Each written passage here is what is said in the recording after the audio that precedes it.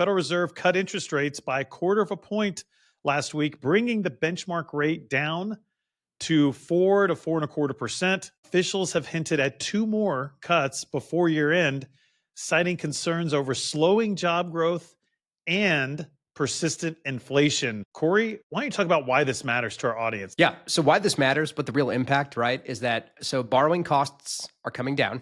That's first and foremost part of what's happening here, which can be helpful as far as mortgages go, which aren't tied directly to the Fed funds rate, but refinancing, there's an impact, of course, on the stock market. That's why all of this matters. But it also is the fact that the Fed is telling us they see some weakness, right? That's why they're lowering rates. They see inflation remaining a little bit persistent. But a big piece of what matters here, Jake, is that if you have a lot of cash sitting in a savings account or money market account, the interest rate that you earn on that cash is going to move lower. Yeah, on fixed income, you're right, Cory. And even if you have bonds, so if you're buying bonds, the rates or the yields on those bonds may be lower. So this show is not advice, but this is one strategy that we deploy for our clients. This is why when we buy fixed income portfolios for our clients, we ladder maturities. You see, you don't want to put $1 million in a 1-year CD and that be your fixed income strategy, because what happens is, if and when that CD matures, and if the Fed has lowered rates, well, now when you reinvest, it's called reinvestment risk. When you reinvest that money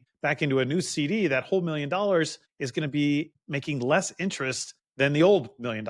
And so we ladder maturity. So we have maturity going 1 year, 2 year, 3 year, 5 years, typically out 10 years, so that when you do have bonds mature, and if rates are lower than when you first bought the bond, well, now your whole portfolio isn't susceptible to this interest rate risk.